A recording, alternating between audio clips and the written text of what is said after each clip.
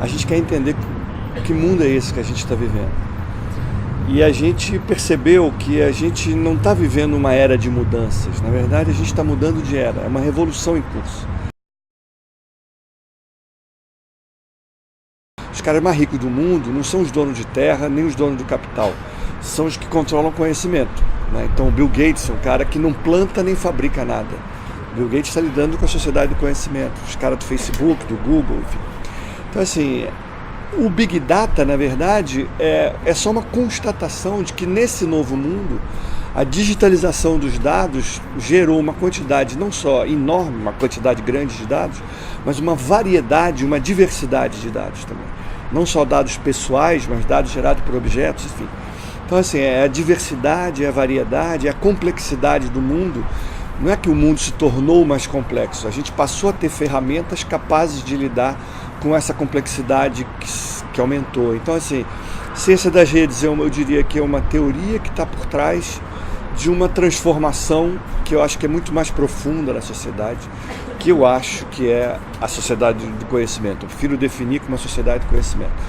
Por que eu defino dessa forma? Que não é porque o conhecimento é uma novidade, é porque pela primeira vez na nossa história ele se transformou no principal fator de produção. Não é mais a terra, não é mais o capital, os principais fatores de produção, nem a mão de obra, nem a matéria-prima, nem a energia. É o conhecimento o principal, não é o único, mas é o principal. Então, quem são os caras que geram mais riqueza no mundo? São os caras que dominam esse fator de produção. E a ciência da gente surgiu para tentar entender a complexidade do mundo. Então, assim, os métodos, as estruturas hierárquicas, né, e tradicionais, elas não dão conta de problemas complexos. Então, as redes surgiram como uma maneira mais adequada para distribuir poder, levar poder para a ponta e ajudar a gente a resolver problemas complexos. Então, a ciência das redes é uma ciência que procura estudar quais são os padrões de comportamento dessa rede. E tem vários, né? A topologia de uma rede, por exemplo, é uma coisa fundamental de você entender. Uma das frases que eu acho mais importantes desse Barabás, na ciência das redes, que é muito forte, ele diz assim: a topologia da rede determina o que você pode fazer. Repara que ele não está dizendo assim, a topologia da rede ajuda o que você quer fazer, ela determina. Então, por exemplo, a topologia do ser humano quando nasce, a topologia da nossa rede humana, os ossos, a estrutura óssea, as sinapses do cérebro, não permite que o ser humano ande com 2 meses de idade. Já a topologia da rede do cavalo faz com que 10 minutos depois de nascer, o cavalinho saia andando.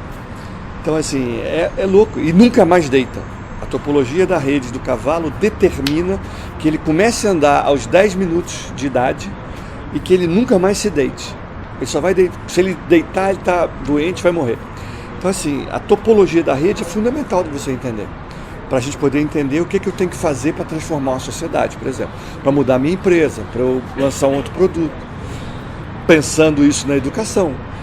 Isso quer dizer o seguinte: as estruturas hierárquicas que hoje ainda predominam no mundo, na escola, nas empresas, na política, elas vão desaparecer no século XXI. Eu estou absolutamente convencido disso. Eu acho que um dos grandes riscos que a gente tem é que todas as grandes empresas que hoje são as maiores do mundo, Google, Facebook, Amazon, né, das 5 maiores empresas do século XX, 4 eram empresas de petróleo.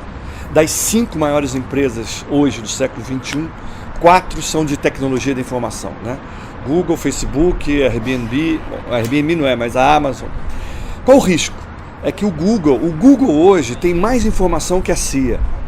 Então, assim, o nosso grande risco é que essa imensa quantidade de dados e informação seja apropriada de forma privada por algumas empresas. Eu acho que isso é um risco enorme.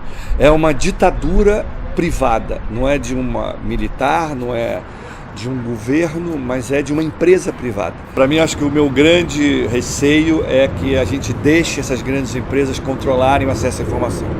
Eu acho que a gente não pode aceitar isso. Eu acho que a sociedade tem que ter o controle sobre esses dados. Os dados têm que ser abertos, né? Eu acho que uma das grandes campanhas que eu acho que a gente vai ter que fazer é isso: libertem nossos dados.